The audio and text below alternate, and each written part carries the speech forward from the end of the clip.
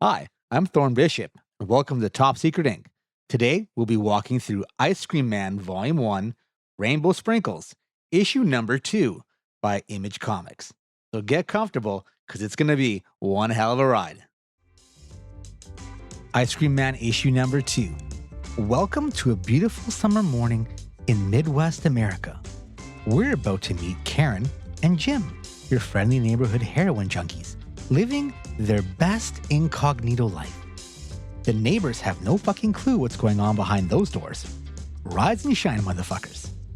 Karen wakes up to find good old Jim passed out on the couch, strung out and looking like absolute shit.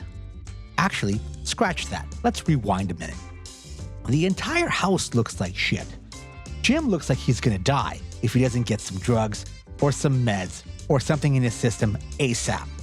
Karen's doing her best to take care of Jim, but her best is pretty generous word here. Neither of them have had, a proper meal in weeks, and the place probably smells like death took a vacation there and decided to probably stay there permanently. So Karen is rummaging through her purse looking for some meds to help Jim out, but surprise, surprise, they've burned through all of those too. And damn, all they got left is about $30 in cash. $30 fucking dollars. Karen sets down the purse and glances over to the fireplace. And there's a framed photo. She picks it up. It's a slightly younger version of herself and Jim from a couple years back. But you wouldn't believe it was only a couple years ago if they told you. These two hit the drugs so hard they look like they've aged at least a decade and a half in that time.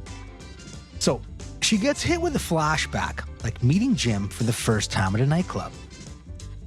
He's dropping some cheesy pickup lines on her. She was actually gorgeous back then, before all the opioids and all the, hooks and needles and stuff like that.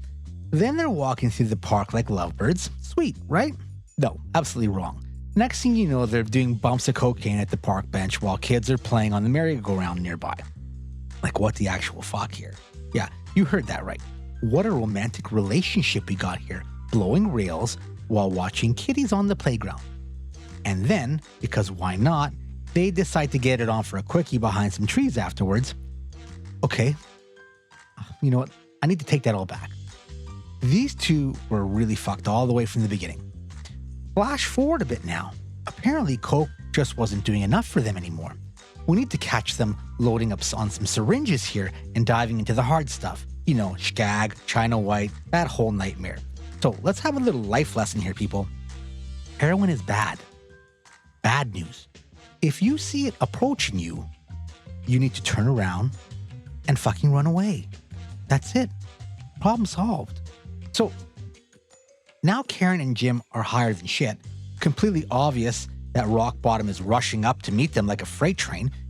Their world is starting to crumble, and it's basically just one fix after another. All that hard work building a home, financial freedom, just flushing it down the toilet. The candy man's gonna keep calling for that next fix, and you're gonna keep answering. So now let's cut to a scene where we witness Karen and Jim at a family outing. Here we see them tag teaming an old lady for her oxygen tank.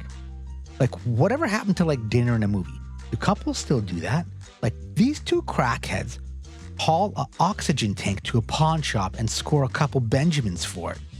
I can only imagine the pawn shop clerk's face when they rolled in trying to get a price on that thing. But hey, come on, they only robbed an old lady. Really, did she get hurt? Jim's telling Karen, just stay calm. I'll carry the weight of all of our sins that we're committing together, just so that we can get our next fix. But wait, there's more. Now we jump into some armed robbery, because it wouldn't be a typical day in Pontiac, Michigan if the local convenience store didn't get robbed at gunpoint. You get the picture.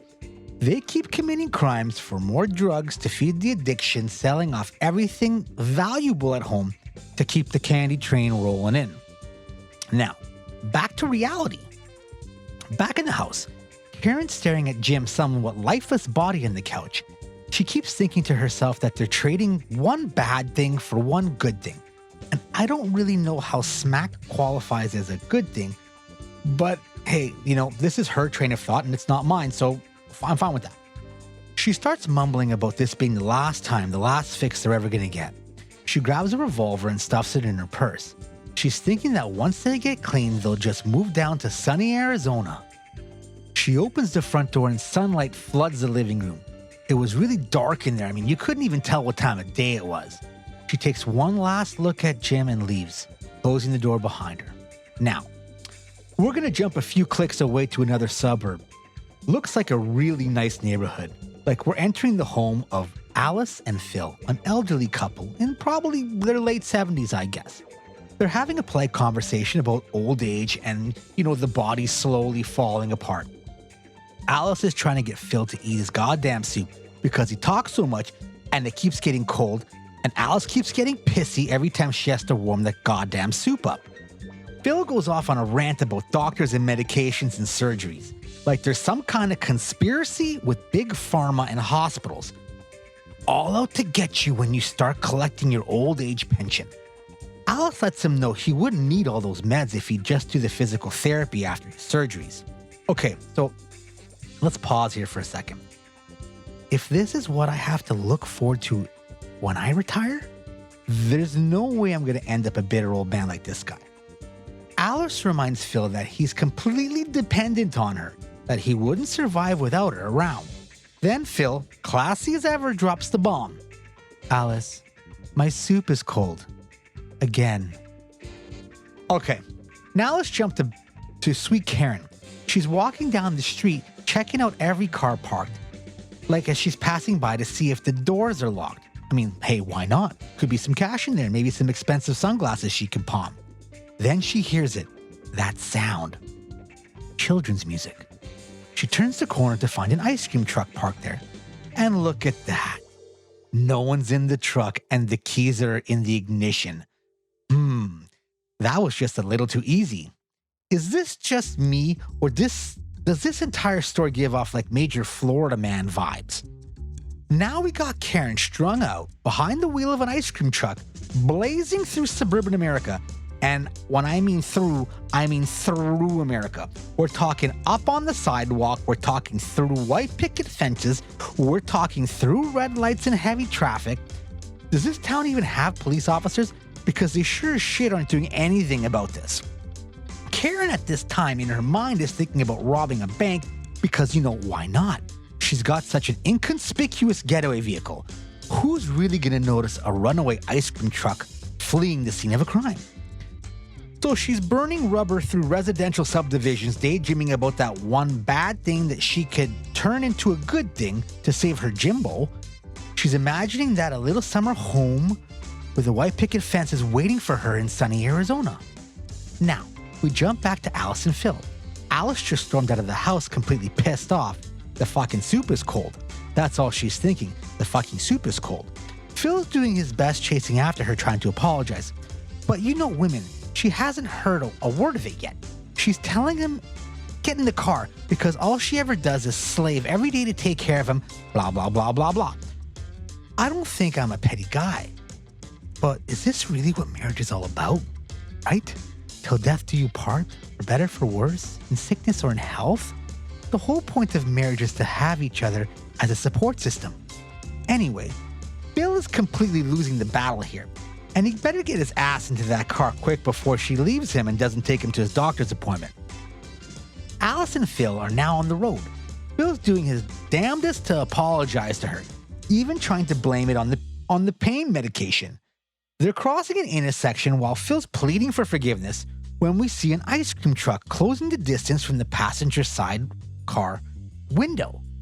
Alice takes notice, and it's too late. The ice cream truck just smokes the car. T-bones the passenger front door. Alice screams for Phil, but it's too late. Both vehicles are totaled on the grass, metal scattered, glass everywhere on the road. Phil got somehow ejected from the car in the accident. Alice runs out in shock. Phil's just laying there bleeding. A woman runs up to Alice. Alice pleads for her to call somebody, anybody, ambulance, police, it doesn't matter. The woman decides to pull a gun out of her purse and tells Alice, hey, give me all your money.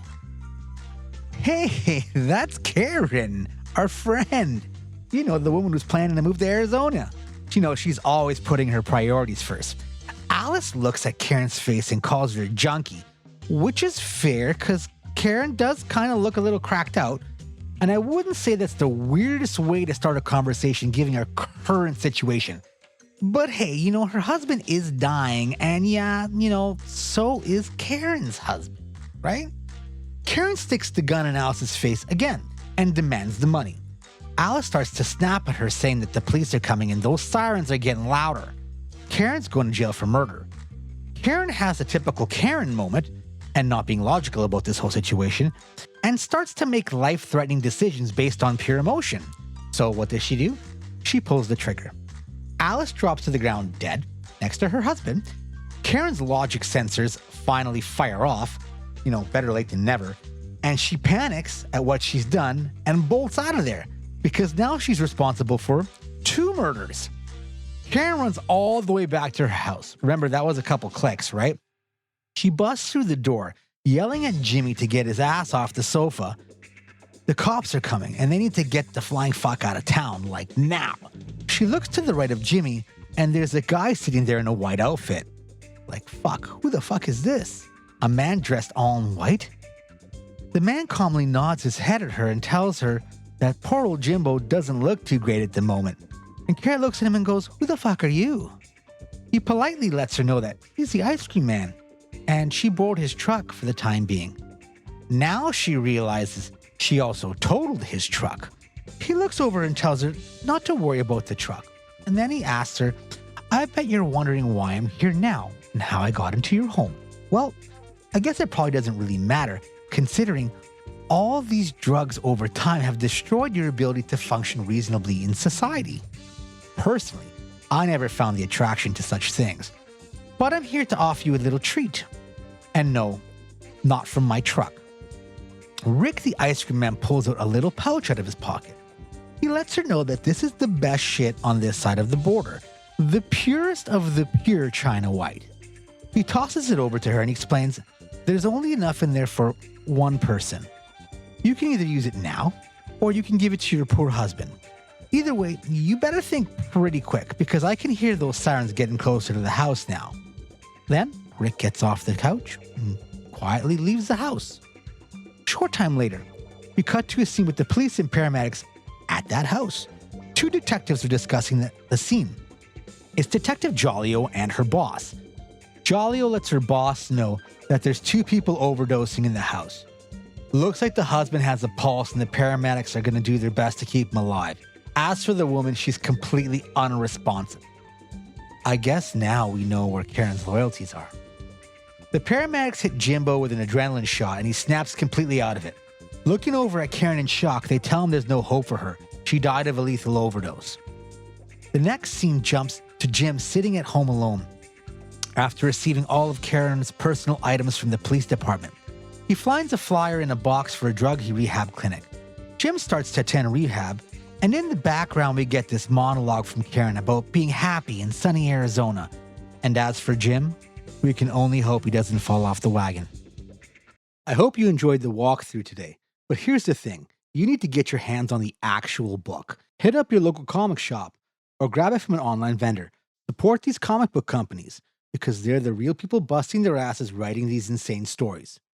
Even though you're hearing about it from me, when you actually read it yourself, I guarantee you'll have a completely different perspective on the whole thing. Trust me, it hits different on paper.